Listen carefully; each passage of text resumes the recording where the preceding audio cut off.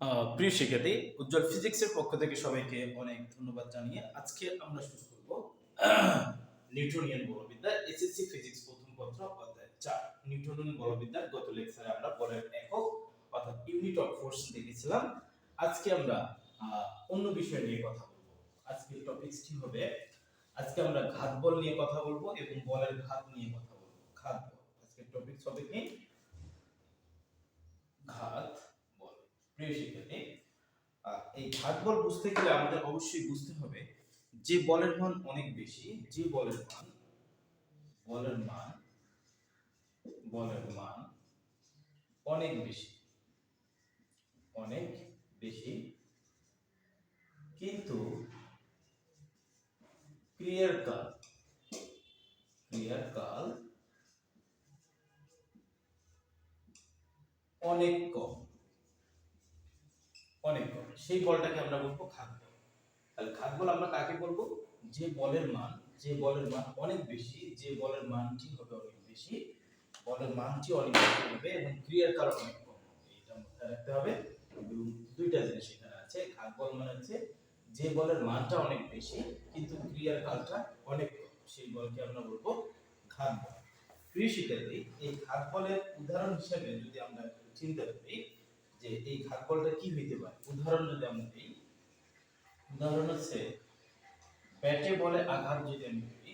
ধরো এক নম্বর एग्जांपल দেই, ধরো এখানে একটি ফুটবল আছে, কেউ যদি পা দিয়ে এই ফুটবলটাকে যদি ধরো লাথি মারে, পা দিয়ে যদি লাথি মারে, তাহলে এই ব্যক্তিটা যে বলটাকে লাথি দিবে সেই বলের মানটা অনেক বেশি এবং বলটা জাস্ট সামান্য একটু টাইম এর পায়ের সাথে থাকবে, যার কারণে ক্রিয়ার কালটা অনেক কম হবে। আবার কোন একটি বলকে যদি আমরা এই ব্যাট দিয়ে যদি আমরা আঘাত করি, ব্যাটে বলে আঘাত, এই ব্যাটে বলে আঘাত করলে কি হবে?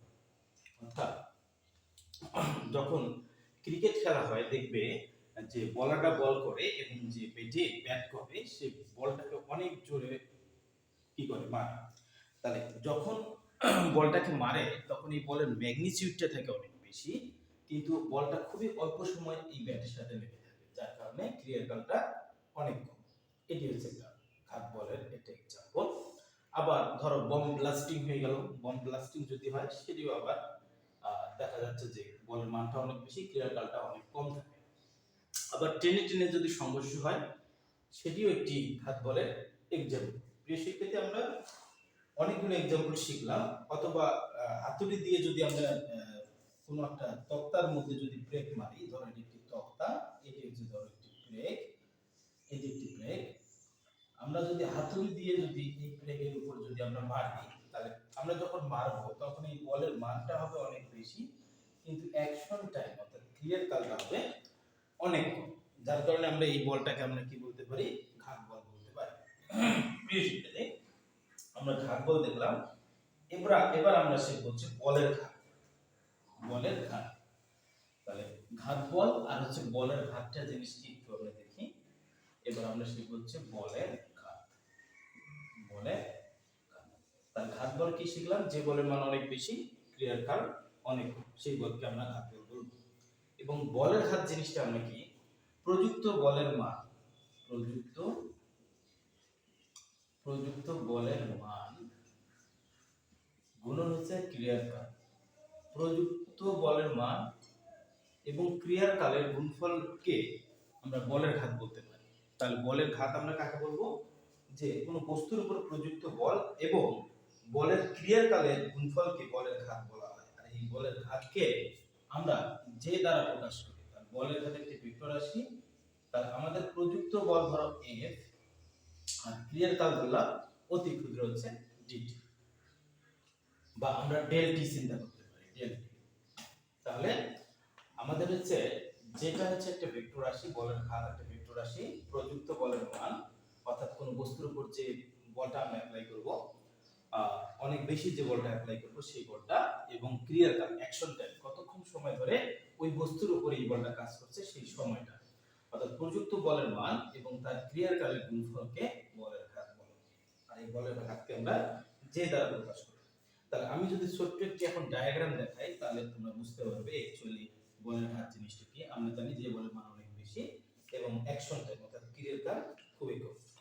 ধরো এই হলো একটা বস্তু। এই বস্তুটাকে যখন আমরা একটা বেট দিয়ে যখন আঘাত করব, এই বেটটা দিয়ে যখন আঘাত করব, ধর এইদিকে আমরা সময় বসাবো, এইদিকে বসাবো হচ্ছে সময় টি, সেকেন্ড ইউনিটে বসাবো সেকেন্ড ইউনিটে, আর এইদিকে আছে বলের মান বসাবো, বল, প্রযুক্ত বল, অর্থাৎ যে বলটা আমরা অনেক বেশি, অর্থাৎ ঘাত বলটা এদিকে বসাবো এফ, এফ নিউটন ইউনিটে বসিয়ে দিলাম। এখন দেখো, যখন আমরা ব্যাট দিয়ে এই বস্তুটাকে মারবো, বলটাকে যখন মারবো, তখন কিন্তু কি হবে, সময় কিন্তু শুরু হলো, অর্থাৎ ধরো টাইম যখন এখানে t1, তখন আমরা এই বলটাকে মারব।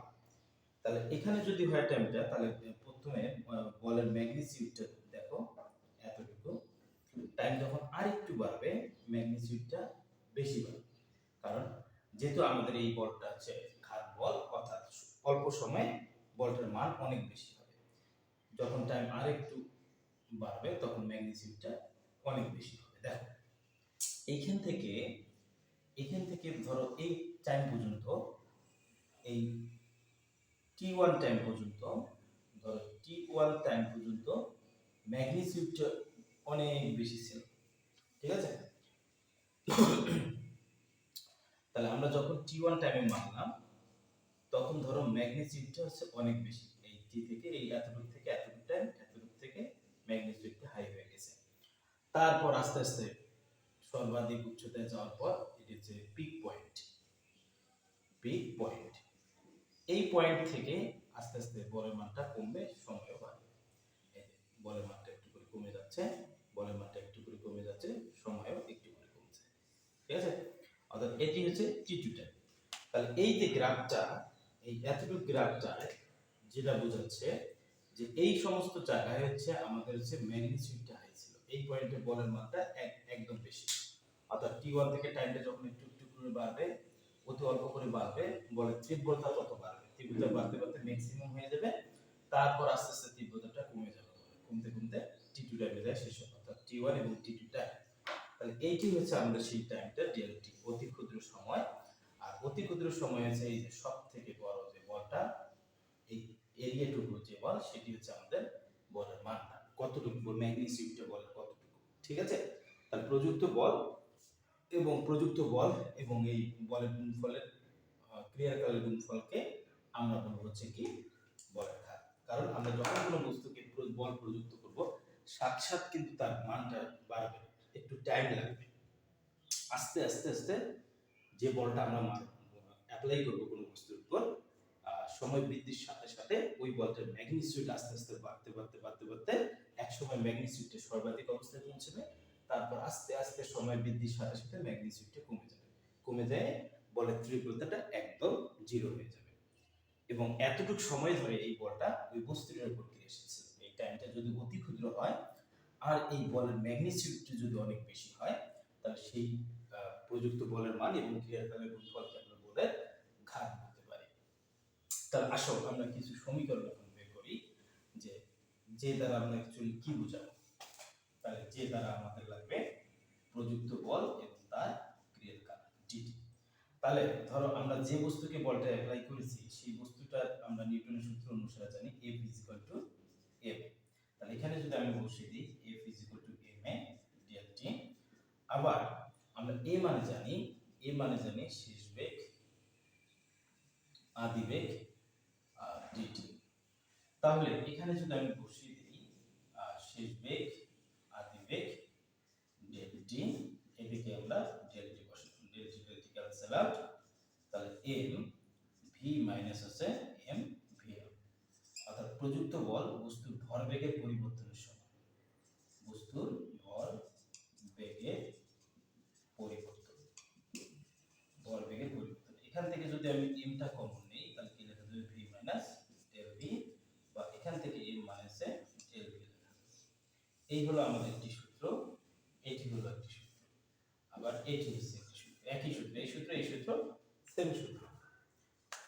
তবে প্রিয় শিক্ষার্থী, এখানে একটু বুঝতে হবে যে কি ঘটনা হচ্ছে, যখন টাইম এখান থেকে এখানে যাবে, অর্থাৎ সময়ের পরিবর্তন, এই পয়েন্টে ধরো ইনিশিয়াল ভেলোসিটি একটা বস্তু ছিল v0, ইনিশিয়াল ভেলোসিটি, টাইম যখন t1 থেকে যখন t হয়ে যাবে তখন ভেলোসিটিটা ফাইনাল হয়ে যাবে, অর্থাৎ এরকম বিষয়টা হবে। যখন টাইম t1 তখন ইনিশিয়াল ভেলোসিটি v0, যখন বল অ্যাপ্লাই করব তখন তো বস্তু এই জায়গায় থাকবে না, বল অ্যাপ্লাই করলে বস্তু এখানে থাকবে না, এখান থেকে এখানে যাবে, যাইতে সময়টা হবে del t, অর্থাৎ del t মানে t2, অর্থাৎ del t মানে এভাবে বের করতে পারবো আমরা t2 t1। তাহলে এখানে আমরা শেষ বেগটা পাবো v, তাহলে এখানে বেগের পরিবর্তন উপরে বসাবো আর সময়ের পরিবর্তন নিচে যদি বসিয়ে দিই তাহলে এক্সেলারেশন পাবো, এই এক্সেলারেশনটা এখানে বসিয়ে দেওয়া হয়েছে। ওকে, তাহলে এখান থেকে যদি আমরা আরেকটু যদি ইকুয়েশনটা দেখি কি রকম হয়, দেখো আমরা জানলাম তাহলে কি যে ইজ ইকুয়াল টু f গুণন del t is equal to mv minus m v not. এখান থেকে তোমার যেটা প্রয়োজন হবে তুমি সেটা লিখতে পারবে, যে ইজ ইকুয়াল টু কি লিখতে পারবে তাহলে mv minus m v not এটা লিখতে পারবে। আবার যে ইজ ইকুয়াল টু কি লিখতে পারবে f গুণন del t এটা লিখতে পারবে।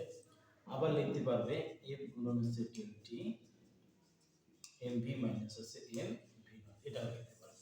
যখন যেটা তোমার প্রয়োজন হবে তুমি তখন সেই ইকুয়েশনটা লিখে ম্যাথগুলো করতে পারবে, ঠিক আছে? তা আমরা এখন ছোট্ট একটা ম্যাথ দেখবো যে অ্যাকচুয়ালি কি রকম ম্যাথগুলো আসে, দেখে তারপর আমরা লেকচারে চলে যাব। ধরো এখানে একটা দেয়াল আছে, এইগুলো একটি দেয়াল, এই দেয়ালের মধ্যে আমরা একটা বল নিক্ষেপ করলাম, যে বলটার ভর হচ্ছে ধরো 0.5 ডিগ্রি ভরে একটি বল অ্যাপ্লাই করা হবে। কত বেগে? u ইজ ইকুয়াল টু ধরো 20 মিটার পার সেকেন্ড বেগে আমরা নিক্ষেপ করব। ঠিক এই দেয়ালটাকে আঘাত করে এই বলটা পিছনের দিকে ফিরে আসলো কত? 15 মিটার পার সেকেন্ড। তার এখানে কতক্ষণ সময় ধরেছিল? ধরো এখানে যে টাইমটি ছিল সেটা হচ্ছে dt is equal to 0.1 second. 0.1 second এই দেয়ালের সাথে ছিল। এটি হচ্ছে একটি দেয়াল, এটি হচ্ছে আমাদের প্রবলেম। ওকে, তাহলে 0.5 কেজি ভরের একটি বস্তুকে 20 মিটার পার সেকেন্ড আদিবেগে কোনো দেয়ালে যদি আমরা নিক্ষেপ করি, খাড়া নিক্ষেপ করি, তাহলে এই বলটা 15 মিটার পার সেকেন্ড বেগে ফিরে আসে। ক্রিয়ার কাল অতি ক্ষুদ্র সময় হচ্ছে 0.1 সেকেন্ড হলে কি কি বের করতে বলতে পারে? বলে এক নম্বর প্রবলেম যেটা, যে বলের ঘাত ইজ ইকুয়াল টু হোয়াট, অথবা দুই নম্বর যেটা প্রযুক্ত বলের মান কত, অর্থাৎ ঘাত বল যেটা সেটা কত, এগুলো বের করতে পারে। দেখো আমরা যদি প্রথম কোশ্চেনটা করি, এক নম্বর কোশ্চেনটা যদি অ্যানসার করি, সমাধান, তাহলে সমাধান আমরা করব হচ্ছে এক নম্বরটা। তাহলে প্রিয় শিক্ষার্থী একটু বোঝার চেষ্টা করবে, তোমরা যখন সমাধানটা করবে এলিমেন্টগুলো কি কি আছে সেটা দেখবে। তাহলে এখানে লিখবে এখানে হচ্ছে m ইজ ইকুয়াল টু কত? 0.5 কেজি। এখন ভেলোসিটিটা দাও, ভেলোসিটি আমরা জানি বেগ একটি ভেক্টর রাশি, তাহলে u বেগ আদি বেগের ডিরেকশন যেদিকে, শেষ বেগের ডিরেকশন তার বিপরীত দিকে। এখন এই জিনিসটা বোঝানোর জন্য তোমাকে একটাকে পজিটিভ ধরতে হবে, একটাকে নেগেটিভ ধরতে হবে। কারণ আমরা জানি এইদিকে যদি একটা ভেক্টর ডিরেকশন হয় এটা পজিটিভ, এইদিকে ডিরেকশন হলে নেগেটিভ। অথবা তোমার সুবিধা মতো তুমি এটাকে নেগেটিভ ধরতে পারো, এটাকে পজিটিভ ধরতে পারো। ধর তুমি এটাকে নেগেটিভ ধরছো, এটাকে তুমি ধরলে পজিটিভ, এটাকে ধরলে নেগেটিভ, এটা তোমার ব্যাপার। অর্থাৎ যে কোনো একটাকে পজিটিভ ধরতে হবে আর একটাকে নেগেটিভ ধরতে হবে, যেহেতু এই বেগ হচ্ছে ভেক্টর রাশি, আদি বেগের ডিরেকশন এবং শেষ বেগের ডিরেকশন পরস্পর বিপরীত। এই জন্য আমরা যে কাজটা করব, ধরো আদি বেগটাকে আমরা নেগেটিভ ধরলাম, তোমরা পজিটিভ ধরে করতে পারো, কোনো সমস্যা নেই। শেষ বেগটাকে আমরা ধরলাম কি পজিটিভ, অর্থাৎ 15 মিটার পার সেকেন্ড। এখন আমরা জানি ঘাত বল মানে কি, আমরা জানি এখানে লিখবে, আমরা জানি J is equal to mv m u। তাহলে এখান থেকে তোমরা m টা কমন নেবে, তাহলে v মাইনাস হচ্ছে u হয়ে যাবে। তাহলে m মানে হচ্ছে 0.5 কেজি বসিয়ে দিবে, v মানে কত 15 বসিয়ে দিবে, এখানে হচ্ছে মাইনাস, u মানে হচ্ছে কত মাইনাস, মাইনাস মাইনাস প্লাস হয়ে যাবে, তার মানে হচ্ছে 20। তাহলে u এর মান হচ্ছে মাইনাস, এখানে যদি বসিয়ে দিই প্লাস হয়ে যাবে, এই কারণে আমরা u টাকে মাইনাস ধরেছি। এখন যে মানটা আমরা পাবো 0.5 গুণন হচ্ছে 35 পাবো। তাহলে এই যে মানটা, এই মানটা হচ্ছে অ্যাকচুয়ালি বলের ঘাত। একক কত হবে? একক হবে কেজি, কারণ আমরা এখান থেকে দেখতে পাচ্ছি ভরের একক হচ্ছে কেজি, আর বেগের পরিবর্তনে বেগ পাবে কেজি মিটার পার সেকেন্ড। তাহলে বলের ঘাতের একক হচ্ছে কেজি মিটার পার সেকেন্ড। তাহলে প্রিয় শিক্ষার্থী এই প্লাস ডিরেকশনটা দ্বারা আমরা কি বুঝলাম? যেহেতু আমরা এই ভি এর শেষ বেগের ডিরেকশন হচ্ছে পজিটিভ ধরেছি, অর্থাৎ বলের ঘাতের ডিরেকশন হবে শেষ বেগের দিকে, বলের ঘাতের ডিরেকশন হবে শেষ বেগের দিকে। এখন প্রিয় শিক্ষার্থী, যদি এই এফটা আমরা যদি এখন বের করি, তাহলে এফটা বের করতে কিভাবে বের করতে পারি? অর্থাৎ ঘাত বলটি, এটি হচ্ছে ঘাত বল। ঘাত বল বের করার জন্য তোমরা যে সূত্রটা করতে পারো সেটি হচ্ছে এফ ইজ ইকুয়াল টু, তুমি এটা লিখতে পারো J is equal to F গুণন হচ্ছে টি। এখানে জে এর মানটা বসে, জে এর মান কত? 0.5 গুণন হচ্ছে 35 ইজ ইকুয়াল টু এফ গুণন হচ্ছে টি হচ্ছে কত? 0.1 সেকেন্ড। এখান থেকে কিন্তু সাইড চেঞ্জ করলে আবার এখানে লিখবে আবার আমরা জানি যে ইজ ইকুয়াল টু এফ গুণন ডেল্টা। তো এখান থেকে তুমি কিন্তু সাইড চেঞ্জ করে এফ এর মান বের করতে পারো। 0.5 গুণন হচ্ছে 35 ডিভাইডেড হচ্ছে 0.1। তাহলে যে মানটি আসবে সেই মানটি এখানে বসিয়ে দেবে, এইদিকে আছে। তাহলে প্রিয় শিক্ষার্থী, আমরা শিখে গেলাম অ্যাকচুয়ালি বলের ঘাত রিলেটেড যে প্রবলেমগুলো কিভাবে হয় সেগুলো আমরা দেখলাম। নেক্সট লেকচারে আমরা অন্য বিষয়গুলো নিয়ে কথা বলবো। তাহলে এখানে আর দুটো কথা বলি। বলের ঘাতের একক আছে এবং মাত্রা আছে।